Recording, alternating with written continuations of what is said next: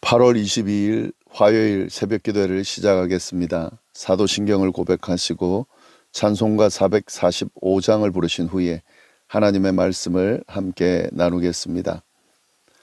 오늘 하나님께서 저희에게 주신 말씀은 사도행전 25장 13절부터 27절까지의 말씀입니다. 수일 후에 아그리빠 왕 버니게가 베스도에게 문안하러 가이사랴에 와서 여러 날을 있더니 베스도가 바울의 일로 왕에게 고하여 이르되 벨릭스가 한 사람을 구류하여 두었는데 내가 예루살렘에 있을 때에 유대인의 대제사장들과 장로들이 그를 고소하여 정죄하기를 청하기에 내가 대답하되 무릇 피고가 원고들 앞에서 고소사건에 대하여 변명할 기회가 있기 전에 내주는 것은 로마 사람의 법이 아니라 하였노라.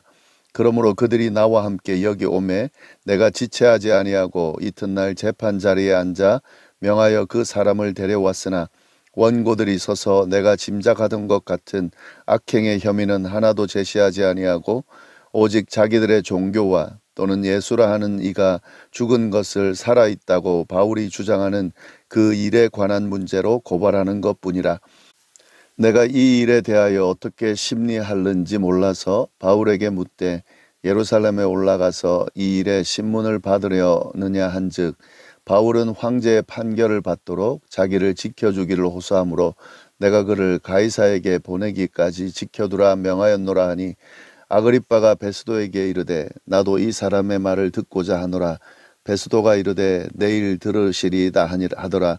이튿날 아그리빠와 버니게가 크게 위엄을 갖추고 와서 천부장들과 시중에 높은 사람들과 함께 접견 장소에 들어오고 베스도의 명으로 바울을 데려오니 베스도가 말하되 아그리빠 왕과 여기 같이 있는 여러분이여 당신들이 보는 이 사람은 유대의 모든 무리가 크게 외치되 살려두지 못할 사람이라고 하여 예루살렘에서 와 여기서도 내게 청원하였으나 내가 살피건대 죽일 죄를 범한 일이 없더이다.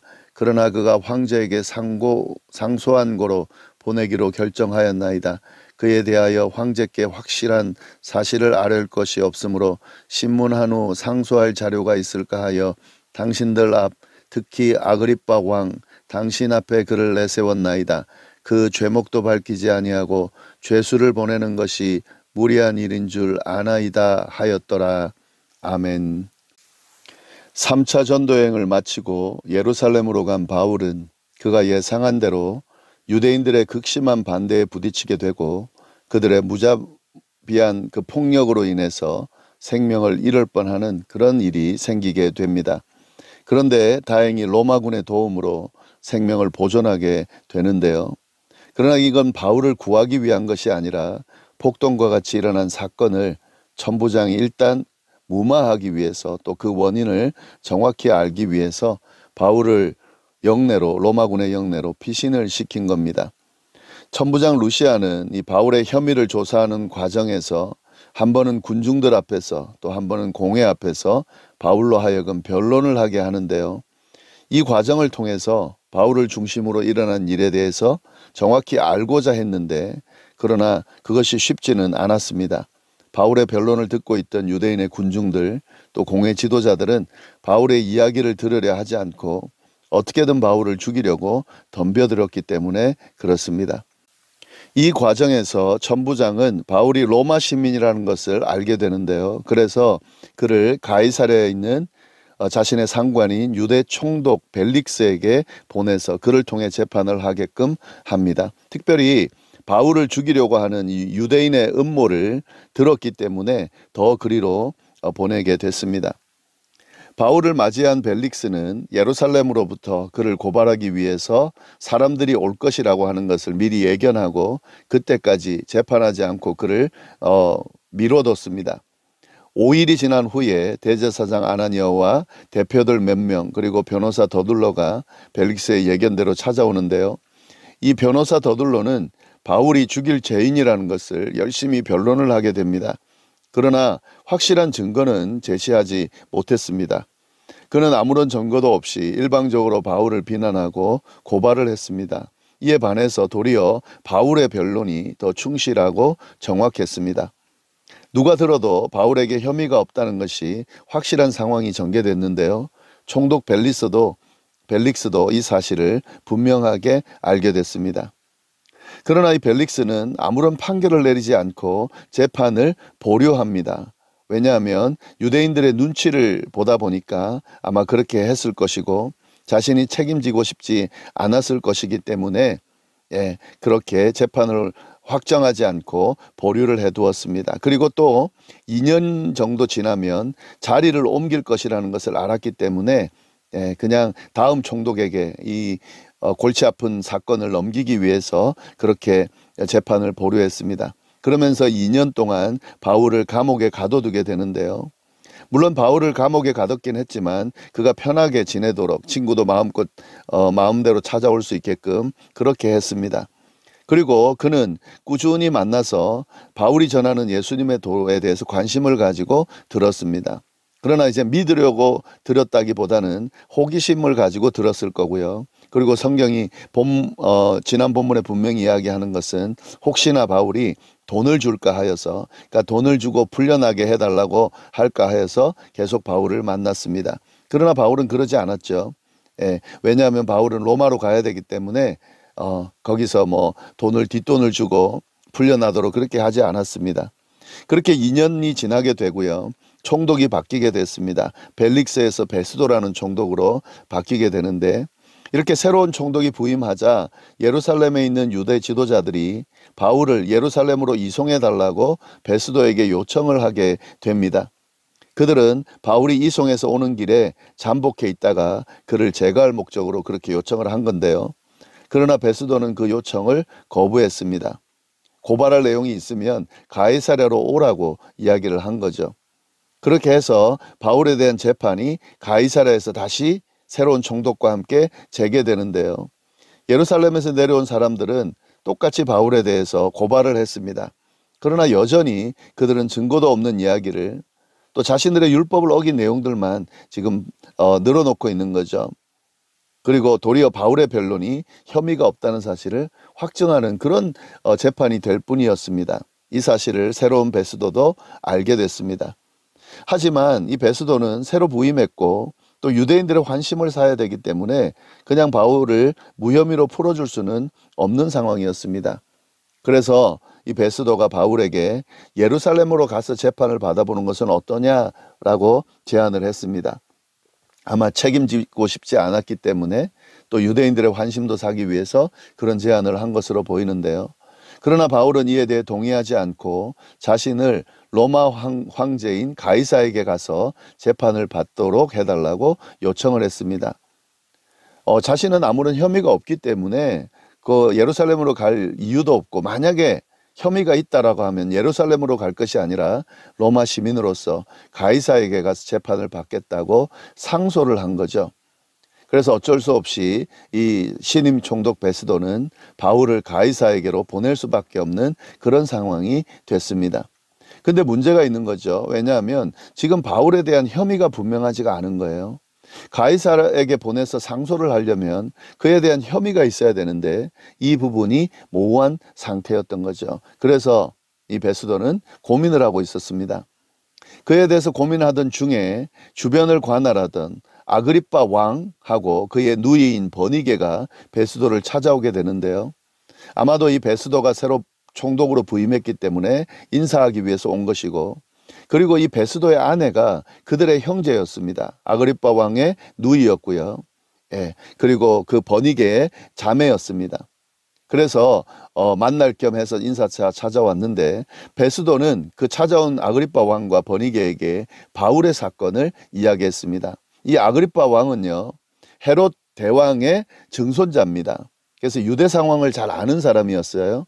그래서 이 베스도는 아그리빠에게 어떻게 해야 되는지 조언을 구하기 위해서 바울 사건에 대해서 이야기를 합니다. 오늘 본문이 바로 그 내용입니다.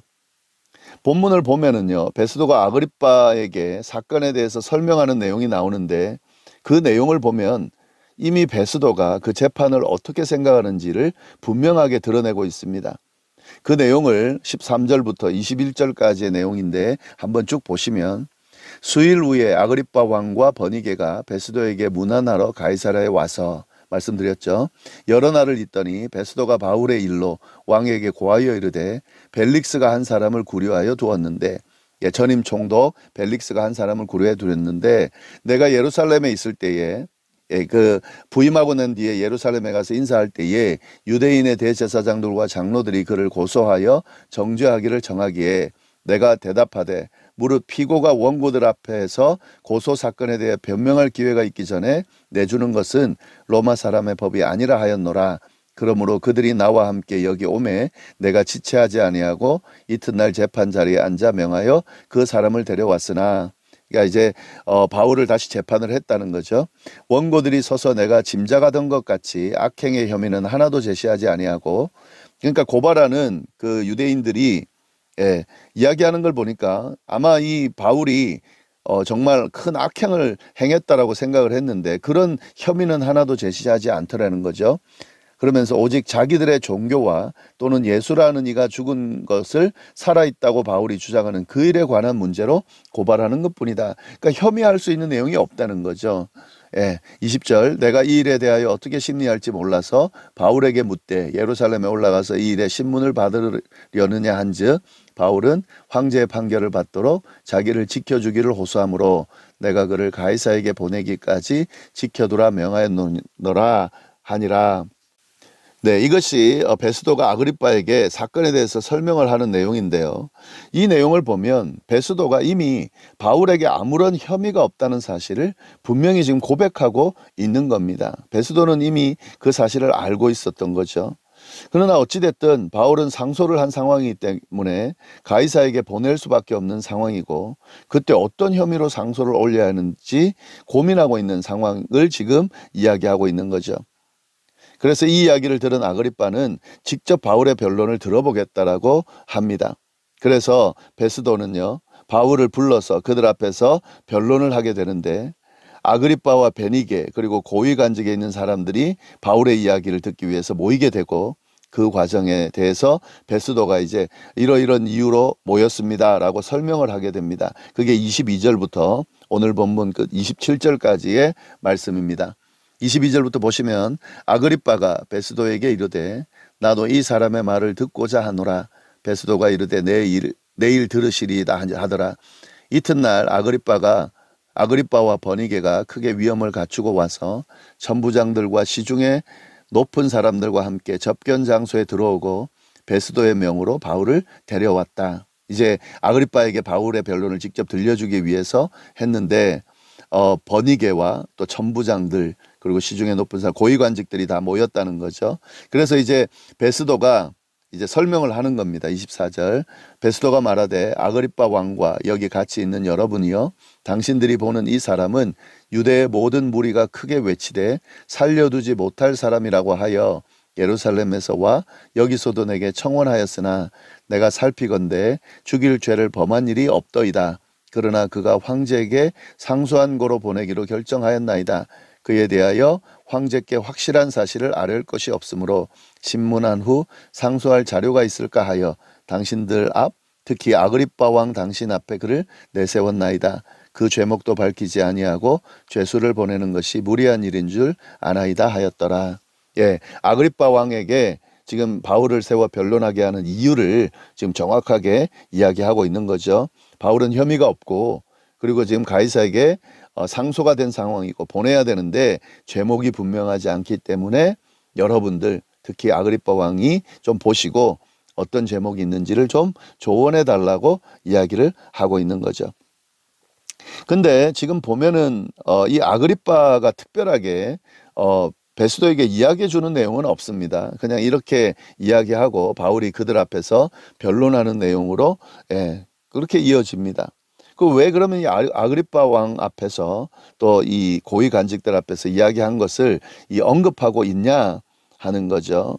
그 이유가 두 가지 사실을 명확히 하기 위해서 지금 그렇게 하고 있는 겁니다. 첫 번째는 이 아그리빠가 등장하고 있다라고 하는 것은요, 이거는 역사적인 사건이라는 것을 분명하게 하는 겁니다. 이건 지금 소설 이야기가 아니라는 거예요. 바울이 잡히고 또 로마로 이송되면서 사람들을 만나가서 복음을 전하는 이 과정이 분명한 역사적인 사건이라는 것을 이야기하는 겁니다. 총독들을 만나는 과정으로도 충분히 역사적 사건이라는 것이 드러나지만 그 당시에 분명히 있었던 아그리빠 왕에게 또 이 바울이 선을 보였고 변론했다는 이야기를 통해서 이것이 확실한 역사적 사건이라는 것을 지금 드러내기 위해서 누가는 이 내용을 기록하고 있는 겁니다. 그리고 또 한 가지 더는요, 지금 이 과정들을 통해서 로마의 지도층들에게 바울에 의해서 복음이 선포되고 있다는 사실을 분명하게 보여주고 있습니다. 지금 겉으로 보기에는 바울이 자신에 대해서 변론하는 것처럼 보이지만 이 수많은 변론을 통해서 지금 바울은 복음을 선포하고 있는 겁니다. 예, 유대인 무리들에게 변론했죠. 그러나 복음 선포였습니다. 공회에서 선포했습니다. 로마 구린들 앞에서 선포했습니다. 그 두 로마 총독들 앞에서, 유대 총독들 앞에서 선포했습니다. 또 그의 아내에게도 선포했습니다. 그리고 아그리빠 왕에게도 지금 선포하고 있고 베니게에게도 선포하고 있고 로마 고위 관직들에게도 지금 변론하면서 복음을 선포하고 있는 겁니다. 이제 곧 황제에게도 복음을 선포하게 될 겁니다. 지금 이 모든 과정은 하나님의 섭리이고 인도하심이라는 것이 분명하게 드러나고 있는 거죠. 하나님께서 지금 바울을 사용하셔서 그를 통해서 곳곳에 복음을 선포하고 계신데 바울이 만나기 쉽지 않은 사람들 앞에서도 이런 변론이라는 모양으로 지금 복음을 선포하고 있는 거죠. 이건 굉장히 큰 일이죠. 왜냐하면 그러한 결과로 인해서 로마의 핵심되는 지도층들도 복음에 대해서 듣게 되고 또 믿는 사람들이 생기게 됐다는 거죠. 그래서 결국엔 이런 영향으로 인해서요, 로마의 국교로 기독교가 국교가 되는 그런 역사까지도 일어나게 되는 거죠. 그리고 이런 복음 전파의 과정을 통해서 오늘날 우리에게까지 복음이 증거되는 그런 역사가 일어났다는 거죠. 하나님께서 지금 주도하고 계십니다. 복음이 선포되는 이 과정은 하나님의 역사입니다. 사람들을 통해서 하나님께서 선택한 믿음의 사람들을 통해서 그 일을 이루어 가시는 것뿐이죠. 지금 우리에게도 동일한 역사가 분명히 일어나고 있습니다. 우리를 통해 하나님이 복음을 선포하기를 원하고 계시고 또 우리를 통해 그 역사를 이루어 가기를 원하십니다. 하나님은 이 일을 행하시는데 그러나 이 일에 선택되고 그 일을 순종함으로 감당하는 사람을 통해서 그 일을 행하신다는 사실이죠. 그렇기 때문에 우리가 이 일에 참여하느냐 아니냐는 사실 우리의 선택입니다. 하나님은 우리를 이미 선택하셔서 그 하나님의 역사를 이루어가려 하시는데 우리가 그 인도하심에 순종하지 아니하면 사용될 수 없는 거죠. 그러나 순종함으로 나가면 우리도 이 바울과 같이 복음을 전하는 이 도구로서 하나님의 역사를 이루는 그런 선택된 사람으로서 우리가 사용될 수 있다 하는 거죠. 이 부분을 오늘 말씀을 통해서 우리가 깨달을 수 있습니다. 네, 기도하겠습니다. 하나님 아버지 감사합니다. 귀한 말씀으로 오늘 하루를 또 시작하게 하시니 감사합니다. 하나님 귀한 말씀 붙들고 오늘 하루도 승리하는 우리 모두가 될 수 있도록 인도하여 주옵소서. 감사하며 예수님의 이름으로 기도드립니다. 아멘.